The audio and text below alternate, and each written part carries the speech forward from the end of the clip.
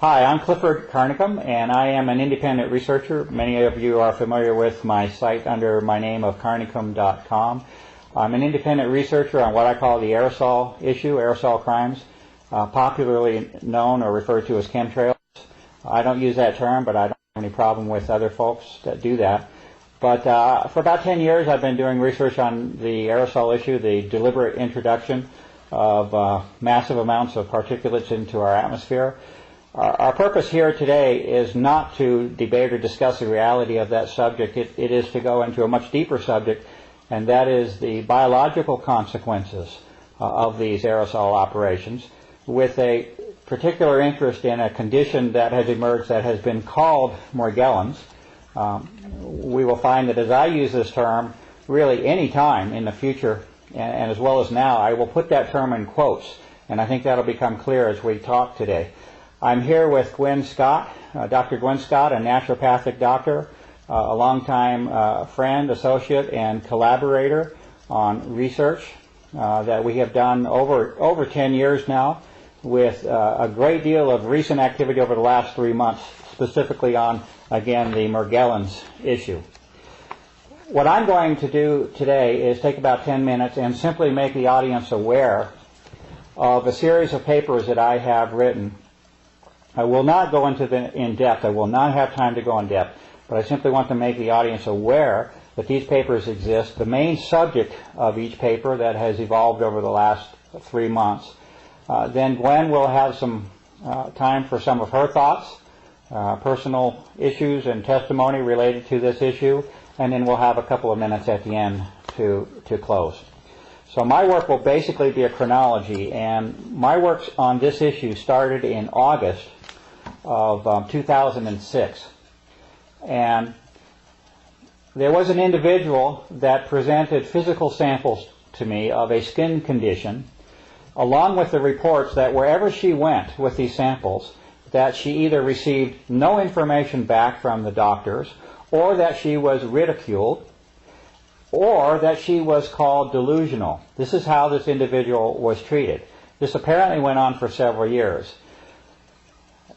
She sent me a sample because I could not really believe that somebody would not respond to a physical sample that she was providing. Apparently not the case. So I received the sample, and I looked at this, and I posted the first article on the subject, and that article was called First Observations, and that was in August of 2006. That work was posted, rather phenomenal in terms of what it showed. It showed the presence of very unusual structures at the submicron level under the microscope, things that had no tie or continuity with normal biological processes, submicron fiber networks. And at the same time, the term Morgellons was emerging in more popular circulation about certain people that supposedly had a skin disease, and this is how it was framed, as a subset, a small subset of the population that had this skin condition, who, by the way, were generally being called delusional or crazy along the way. That work was posted along with an appeal for positive identification of the unusual structures that were being seen under the microscope at high power. That call went completely unheeded for a full year or more. Nothing happened in terms of any response to identification of these unusual biological structures.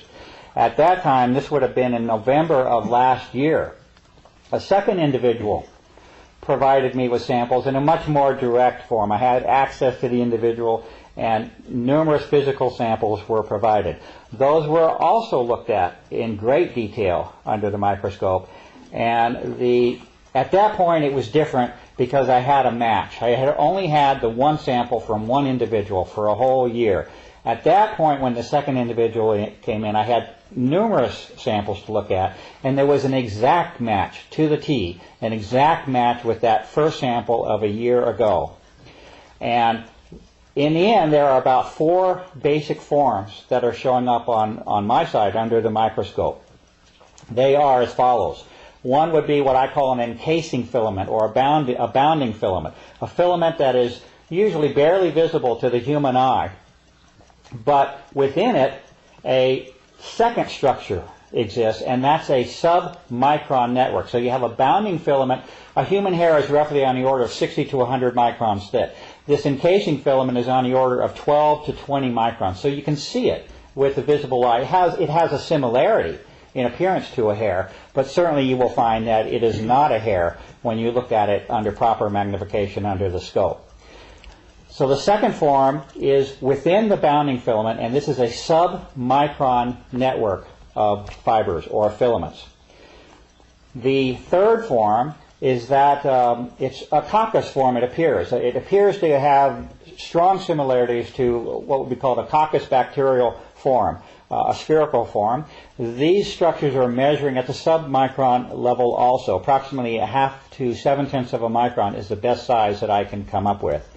And the fourth structure is what I'm right now calling a hybrid form, and this is something which is somewhat in between. It's somewhat of a transition between the filament and that coccus form that I'm speaking of, although it's aligned more closely to the filament form. It's just not as long and not as irregular in its appearance. These are four basic forms which are appearing over and over and over. There is a chronology of papers on my site starting at that period of November of last year up until literally a couple of weeks ago, which continues to examine different biological samples from numerous individuals. And the work is at the point now where you have samples coming across literally all of the major systems of the human body. Examples would be samples from the hair, the scalp, dental samples, which Gwen will talk quite a bit about later. You have the same filament, and actually all four forms exist. Three of them commonly occur in the outward manifestation of the body. That hybrid form is occurring primarily in the blood samples, it appears.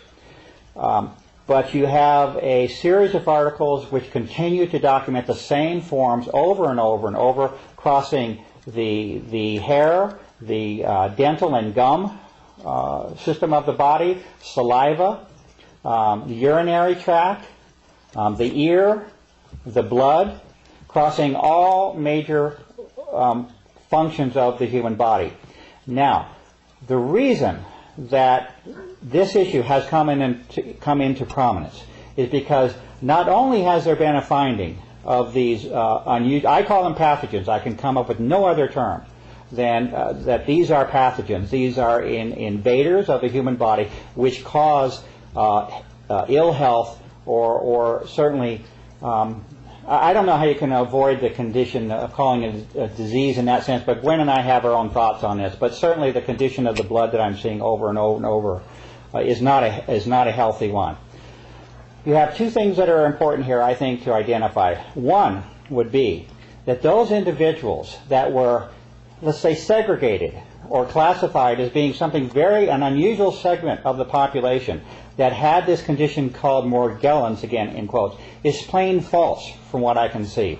It is not, in the end, a small segment of the population that is to be isolated and segregated, as something unusual. In fact, the information and evidence is indicating that these same pathogenic forms, although they were originally found, it is true that those individuals that were classified as having Morgellons, again in quotes, those individuals called these forms to attention. This is where it first was examined, because you had something physical manifesting outside of the body, skin for example. So it is true that these individuals called attention to the problem.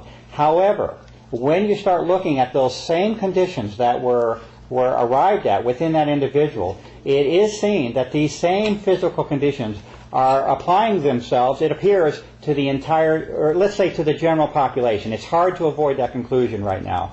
We have 18 individuals across 3 to 4 state lines that have contributed physical samples thus far, and the same identical pathogenic forms, again I can come up with no other proper term than that they are a pathogen, are occurring in these individuals. And the only distinction that I can make with the so-called Morgellons individual is that you simply have an outward or visible manifestation or visible form with that individual. But if you get into the blood and you get inside the body in these major systems, the same forms are occurring with all. Okay? So that's certainly one of the main points that I wanted to make. in terms of the distribution of this condition. The classification of Morgellons as something specific to a few individuals appears to be entirely false, and the only conclusion I can come to at this point is that it certainly appears that the general state of health of the general population has been affected or degraded by the presence of these pathogens. The next important point that needs to be made is the connection with the aerosol issue. From one perspective, a person could simply examine the so-called Morgellons condition, and you have a field day in itself in terms of trying to explain what it is that you're seeing. That's a valid subject in itself, which deserves a whole lot more attention than it's received thus far. But unfortunately, there has been the linking by direct physical evidence of the so-called Morgellons condition with airborne samples that now have a history extending back 10 years. In particular, a set of samples that was sent to the United States Environmental Protection Agency at the beginning of my work, close to being 1999 or 2000, and the subsequent refusal of the United States Environmental Protection Agency to identify that material. If you now look at the microscopic level, very high magnification, you will find a direct parallel in form, structure, and size between that very sample that the EPA refused to identify. Basically, 3 out of those four forms that I spoke of, you will see within that single sample that the EPA refused to identify. And so obviously the problem here is that it appears as though there is a direct link between environmental contaminants and environmental samples and the subsequent biological manifestations that are occurring, not only within a certain class of individuals that have been given a name, but unfortunately it looks like they extend themselves through the general population. I'm going to pass right now this subject over to Dr. Scott to give her time for her thoughts, and then at the end we'll come back for a couple minutes. And also I wanted to mention that I hope that in the future we can have a couple more sessions like this, but I wanted to open the door and at least get some general information out there, because there's actually indications that even the alternative press in some ways is not being, let's say, quite as open in the disclosure of some of the information as I think might be helpful to us. So Gwen, I wanted to thank you very much for being here today. This time we're both under the camera. Last time we did some work with just you under the camera. But I wanted to thank you for being here and give you a few minutes to give some of your thoughts on this issue, and thank you very much. Well, I have to thank you, and I think every human on this planet, Clifford, has to thank you. You spent nothing but the last 10 years of your life with nothing coming to you doing this work. So on behalf of humanity, thank you. And also your beautiful wife, who's been patient unbelievably throughout this process. Thank you. Dovetailing what Clifford was saying, this is not a disease, folks, and that's a terrible misleading that's going on in Morgellons disease. I've been working with this, well, it's a network of things for a couple of 3 years now. At first I had no clue what I was working with, using my own body basically as a laboratory. And I began to see that there are a lot of components. Morgellons was just a name put on this because people were demonstrating something through their skin, as Clifford mentioned, which later under the microscope we begin to see very unusual forms. But it is a very compound, complex network of pathogens, organic, inorganic, and all kinds of things. Fibers, we have heavy metals, we have bacterias, funguses, viruses, all kinds of things that seem to be working somehow synergistically, none of them good to the human body and human health. I was able to touch base with one of the people who actually was involved in the design of some of this, and I think at the time he thought he was doing his country some good, and in retrospect now realizes perhaps not, and so he's trying very hard to help anybody who's conscious of what's going on. And he did tell me that most of these pathogens have been genetically altered so that some your immune system doesn't even know that they're there. They're cloaked. They're different. They can overcome. And I won't go into specifics, but just to say these are not your average bacteria, virus, fungus, and of course heavy metals are not average in the human body anyway. And these fibers, these unusual fibers, are wires that we're seeing. People have said, well, where is it coming from? Well, clearly there's been enough air sample to know, and Mr. Carnicom Clifford just made that connection for us, through the air. And remember, folks, and this is something people forget, we've sort of disconnected. Hopefully we can reconnect with some very important things today. Whatever you breathe in is systemic or system-wide to your whole body in less than a minute. And these things that we're talking about here are very small, tiny, tiny, tiny particles, goes into the lungs, go directly into the blood supply. No oversight, nobody knows, this is a slow process of discovery, can be changed on any given day without our permission or knowledge. So it's pretty disturbing when you think about it. But we do know that some of these, at least, are coming into us with deliberation through the air supply. I have been told by this same gentleman that it is also being delivered to us through our food supply, particularly commercial pre-processed, pre-produced foods. Something to think about in terms of your diet. And also, I have a personal belief, I have no proof, that perhaps through inoculation, willing inoculation for many years, I say willing, we were sort of told we had to get all those inoculations. But anyway, so there you go. One of the things I think that is most disturbing about these times, that even the people who are conscious or aware, if they're not demonstrating fibers coming out of their bodies, they go, well, I'm sorry for those people, but it's not me. What I am discovering along with Clifford over time here is that every single human that goes through a series of sampling and testing seems to have this condition. I don't even want to call it Morgellons. It's a compound complex assault on the body.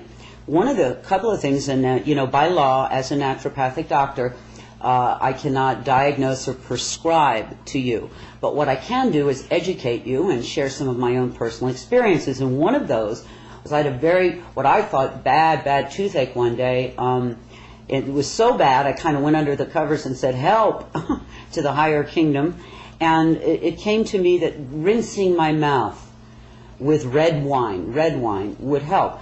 And I did, and the results of that were astounding, terrifying, and stupefying. All of these fibers came flying out, and you can see that work on Mr. Carnicom, carnicom.com website. You can see the photographs. That was probably 2 months ago, and to this day, twice a day, I do that therapy, and it continues to produce, perhaps not as much, but thousands and thousands and thousands.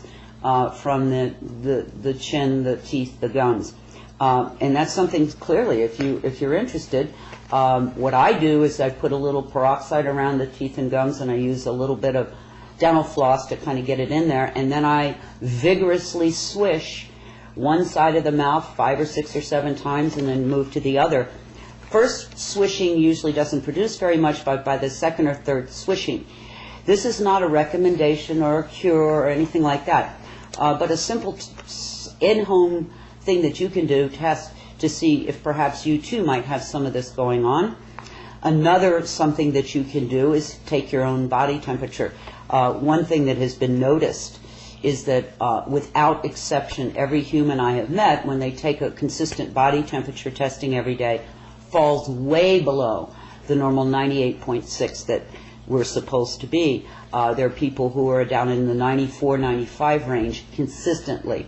But most everyone, if not everyone, whose temperature we take ends up being very, very low. And that's something else you can do, and indicating that perhaps things are a little crooked.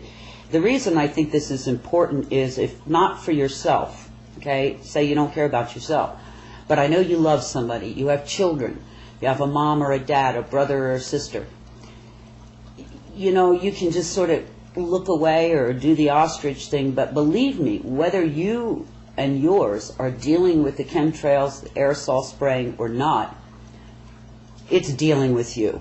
And if we don't begin to accept that, as difficult as it is, and for most people of consciousness and good heart, it's inconceivable that anyone would want to harm their fellow man that way, by coming to the recognition that perhaps there are some folks who do, and for what reason I have no clue, then you have to somehow enjoin. You have to somehow decide that it is touching your life and in a big way. Ways that I have noticed and been able to sort of track through myself and friends and family and clients is a sort of a premature aging, and that affects every body part. Hair loss, all kinds of things, joint pains. And as I go along on the discovery, I'm beginning to understand that more and more of what we associate with aging and ill health can be directly related back to this system, this very kind of compound, complex mix that's coming into us, all of them taking tolls on in one way or another. If you are working, and I do suggest that you do, work with an enlightened practitioner, it's very important that they understand that we have a new paradigm, health paradigm that we're working with now, and they need to become educated about all of the things coming into us. And if you go to Mr. Carnicom's website, I did post a paper there, a very extensive paper about my own personal journey through this, and in there's some suggestions. Please, not on your own, but work with an enlightened practitioner. You're welcome to take any of that information to him or her to help you and yours achieve optimum health. Just a few final comments. Everybody says to me, well, okay, what do I do? Well, I think the first thing you do is what you're doing right now, is becoming aware, educating yourself, becoming conscious, because knowledge is always the beginning. And then after that, follow your soul, follow your spirit, go and meditate, do whatever it is that you need to do, because everybody can contribute something positive to these times. So you'll have to find what your journey is and what your contribution could be. I would only say to you, to do nothing it would be sad, because every contribution means something. And I would also say it's hard not to get angry. It's hard not to come right back at it with anger and hatred, and they should, whatever, and all that stuff. But in my opinion, that it's that energy that got us where we are right now, and that even though this is so difficult to approach this way, to me it seems the only way, which is with love and compassion and kindness and all the light side energy, because in the end it's the most powerful, and I think can offset. The same person that came to me said so much of what's going on is vibrational, and if you look at Mr. Carnicom Clifford's website, you'll see a lot about frequencies. And we know that anger and hatred and judgment all carry a very dense negative frequency, whereas love, light, compassion carries a different frequency. So that in and of itself is good medicine. As I go along through this process with myself and my friends and my clients, I will continue to update whatever observations I have about the nature and potential mitigating natural remedies that you can consider. As I said, please work with a professional healthcare practitioner. And in closing here, really, I just want to say, anybody watching this, bless you. Bless you for being conscious, and bless you for caring. And I know Mr. Carnicom Clifford has a few closing thoughts. Yeah, I just want to thank you very much, Gwen, and I hope we get the chance to meet again soon on this, and I suspect it might be helpful to have just more of a dialogue maybe the next time, but it's helpful to get some of the, really just introductory. We're just trying to raise the issue on this. And one comment that with respect to this test that Gwen described with the wine, unfortunately this is not an anomaly. This does not appear to be something that is extremely unusual. It's unusual what is being seen, but this is not something restricted to a single individual. What has happened thus far in the tests that she has described, this is very real that we're speaking of, and this is why we're presenting this in a video. This is real, this is physical. And thus far there have been 18 people is our latest count, right?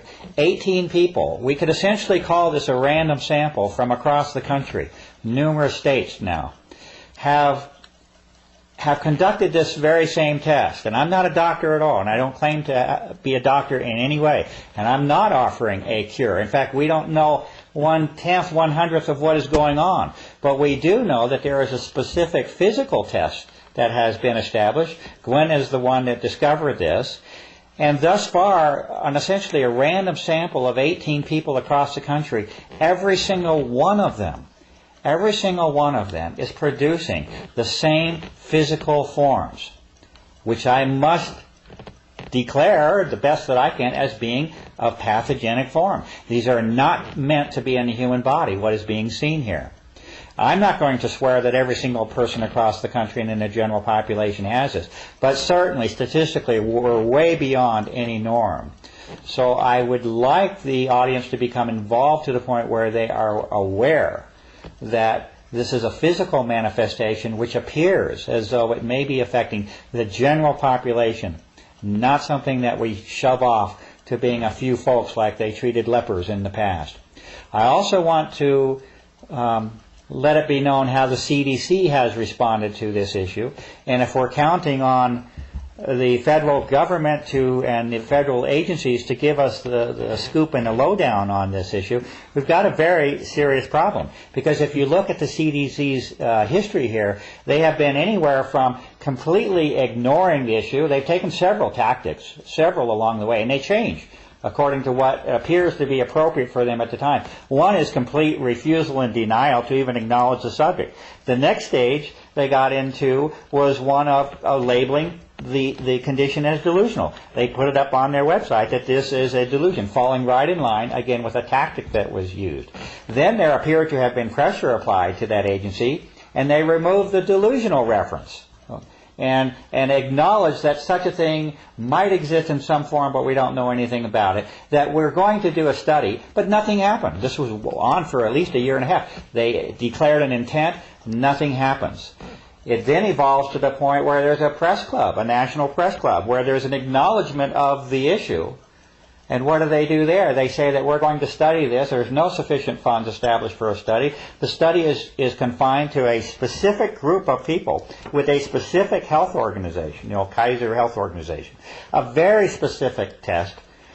And who's the main scientific let's say, arbitrator of this? The Armed Forces Institute of Pathology. Okay, this is who is supposedly evaluating the reality of this condition will be the military.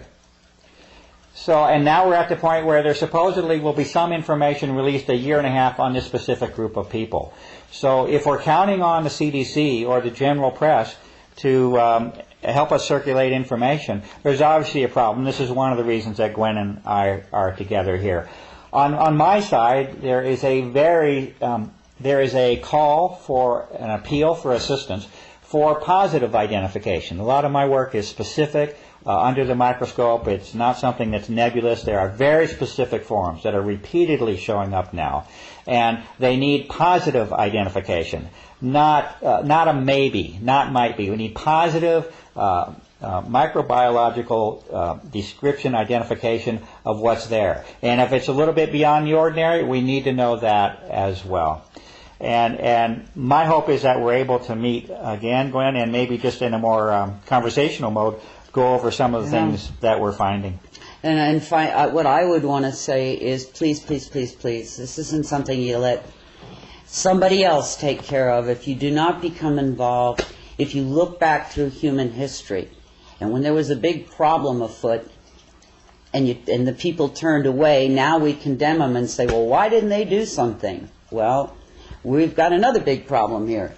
And it may, and I hope I'm not overstating, but I think the health and survival of all human beings is truly at stake here. And so we can't afford to say, well, I'm busy today, or I got family problems, or, oh, that's scary, I don't want to get involved. You really, it's a soul call out.